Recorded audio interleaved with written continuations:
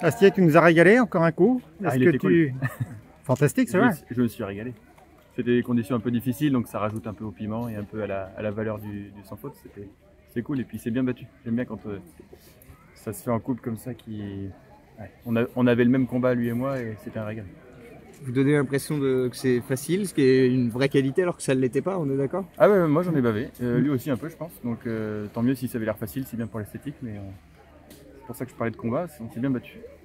De voir tous les autres passer avant, on se rend compte que au niveau des résultats, même peut-être des ressentis des uns et des autres aussi, on sait à quoi s'attendre quand on démarre.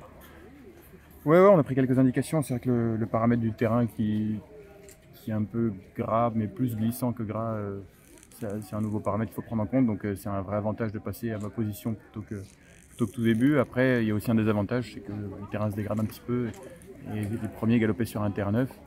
Nous, un petit peu moins, mais le terrain était plus glissant que profond, je dirais. Mais il était régulièrement profond. Après, il y a plusieurs natures de sol et tout. Et donc ça a été parfois exigeant, parfois difficile sur l'équilibre. Voilà. Ça tombe bien que j'ai gardé mes deux chaussures avant avec les crampons au bout. C'est pas le cas de tout le monde. Sébastien a eu un peu de peine sans chaussures, donc il faut dire que j'ai eu un peu de chance aussi, parce que ça arrive. Il y a une stratégie dans ces cas-là, justement, sur l'installer le plus diesel possible en essayant de ne pas s'éloigner des minutes. Mais au début, j'étais un peu en retard. J'étais un peu en retard au début et après, je l'ai fait un peu à l'anglaise à Cheltenham. Tu pousses à 1 km du bout. Et là, j'ai poussé je pense, à 3 minutes. À 3 minutes du bout, j'étais au bras, aux jambes. Je lui dis, s'il tient, il est solide. C'est un solide. Voilà. Donc ça c'est riche en enseignement pour l'avenir. Ouais, bon, qu'il a un cœur gros comme lui, je le savais. Bon, après là, il le confirme, il le montre, il l'illustre. Mais il est dur aussi.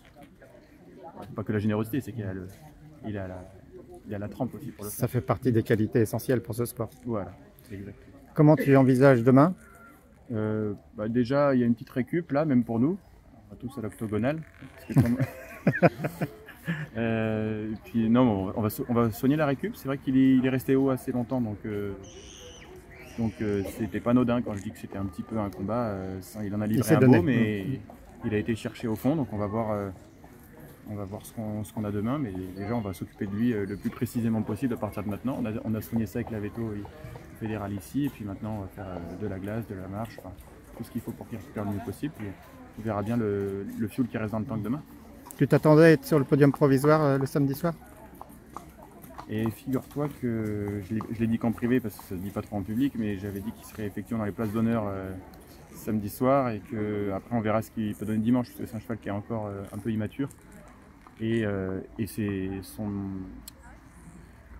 performances en saut d'obstacle sont pour l'instant pas linéaires. Incertaines, on va dire.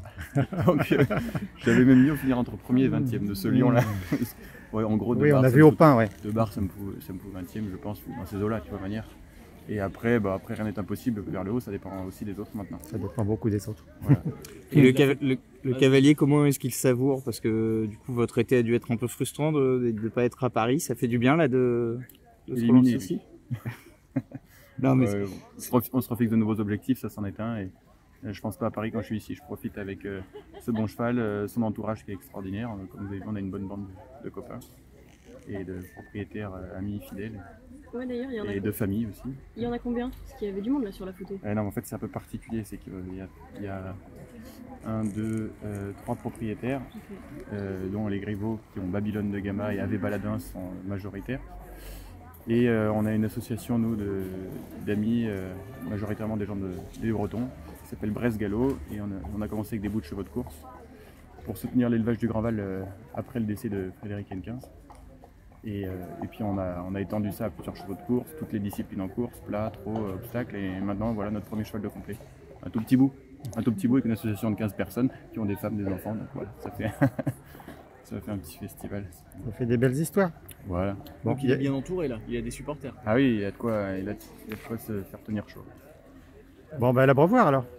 On y va, à la buvette. Tu disais hier